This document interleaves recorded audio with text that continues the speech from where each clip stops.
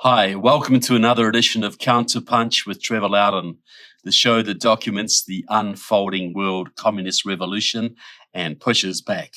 Please like the show, share the show, subscribe to Epoch TV. You will see information you've never seen anywhere else. Please also visit my website, trevorloudon.com.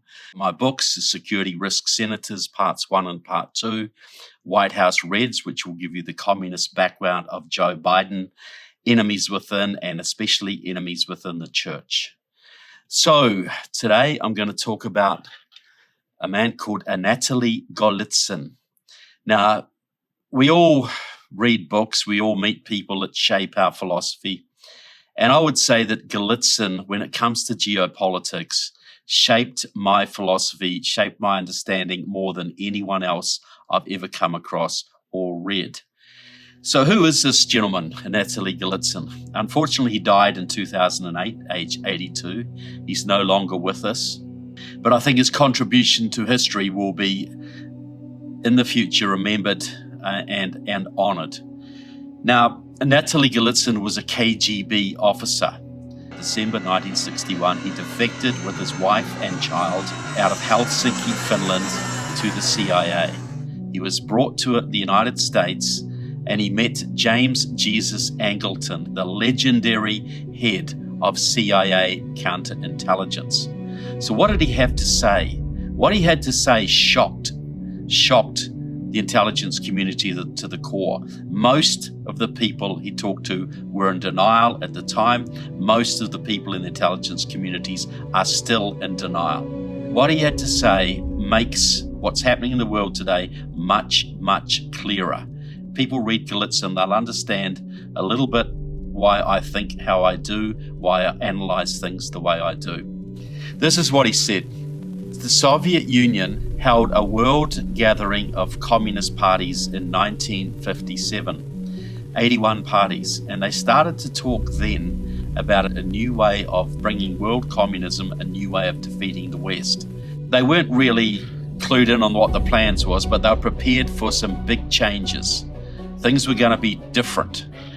Now, these changes were apparently worked out by a man called Shelepin, one of the top theorists for the KGB, very, very important Soviet at the time.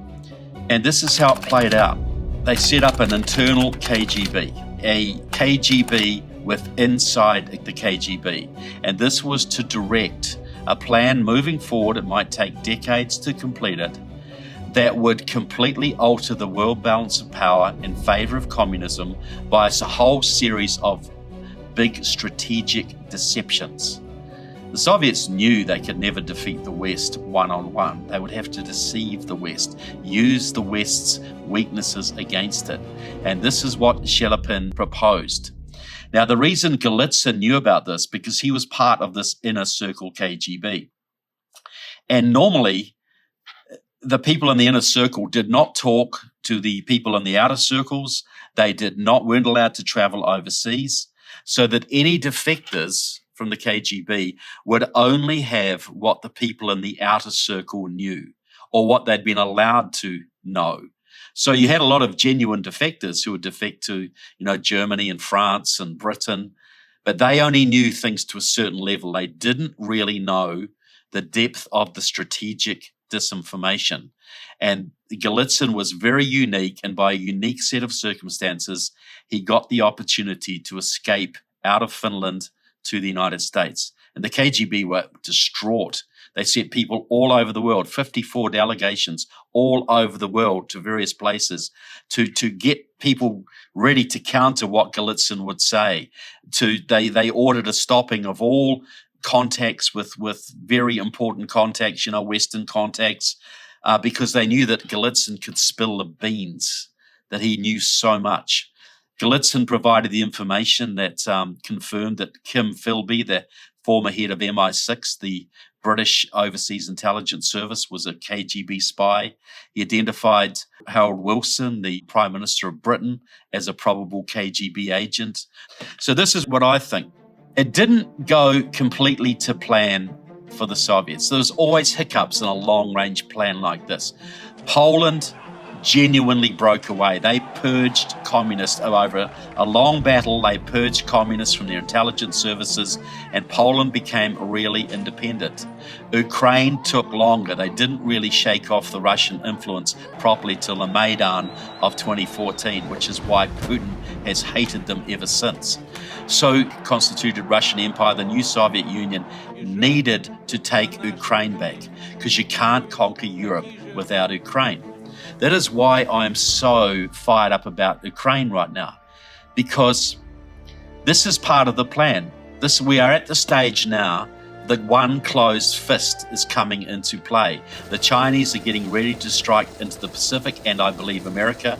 The Russians are getting ready to conquer Europe, and it won't be with conventional forces, it'll be with nuclear weapons. Iran, which is a surrogate of Russia and China, is getting ready to go. So is North Korea, which is a puppet of Russia as well. So we're at the stage where America is weak and they are ready to go and take America out in the big final burst and establish the global communism. And what has stood in their way? A series of miracles. The miracles that have happened in Ukraine are amazing, and the toughness and resilience of the Ukrainian people and the Ukrainian leadership. That is the only reason we are not in World War III now, in my opinion. Putin's invasion of Ukraine was the first step, I believe, in the one closed fist strategy. The goal was to go into Ukraine, collapse Ukraine, take it in a week, then you're on the borders of NATO, and at that point he would say, well, we demand the immediate disbandment of NATO, or there will be a nuclear attack. And NATO would either disband and Europe would be conquered, or the Soviets, the Russians, would take them out in a nuclear attack.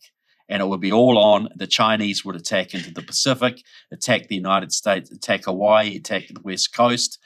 Russia would attack Alaska and come down through Canada into the United States.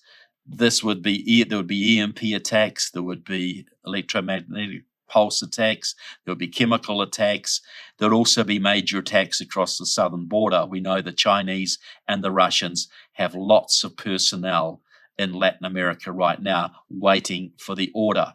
And what has stopped this? The fact that the Ukrainians did not fold in 3 days as Putin expected and are holding on, and China doesn't want to go alone. And Russia can't move because it's bogged down in Ukraine. So we're now at a stalemate. The big final push predicted by Golitsyn is at a stalemate because the Ukrainians have stood so strongly. And thank God, many nations in NATO who understand this Golitsyn strategy, many of the Polish leaders have read Golitsyn, many of the Moldovan leaders and other countries have read Golitsyn. They understand what's at stake here. Unfortunately, most American policymakers haven't. They just see this as a series of regional struggles. They don't see this as part of a widespread, a long-range strategic program to bring this country to its knees. Well, even worse than that. So I urge you, of course you will not take this at my word. Go online, order copies of New Lies for Old by Natalie Golitsyn. Get The Perestroika Deception by Natalie Golitsyn. Remember when you read New Lies for Old, this was published in 1984, before Gorbachev was even heard of. He predicts the fall of the Berlin Wall. He predicts the collapse of communism. Who else was predicting the collapse of communism in 1984? He predicted what we would see today, the general disarmament of the West, the weakening of NATO. He predicted the rise of China as a great power. And he predicted that Russia and China would join together and smash the United States. That should send chills down all of our spines. But read Golitsyn. It's not an easy read. There's a little bit technical. He's a KGB officer. He's very methodical, but he is so accurate and so logical and just so unstinting in his search for the truth. To tell his mission, as he said, he came to the losing side to tell the truth. He knew that America was losing this major battle because they didn't even know it was going on. So please read Golitsyn. Get your policymakers, if you know congressmen or senators, get them to read Golitsyn. They will look at the world in a very different way, and they'll certainly look at the war in Ukraine in a very, very different way. And we need conservatives to be standing up, patriots to be standing up for Ukraine, because it's only Ukraine that's stopping World War III right now. They tell us if we challenge Russia, we guarantee we're going to have World War III. Maybe.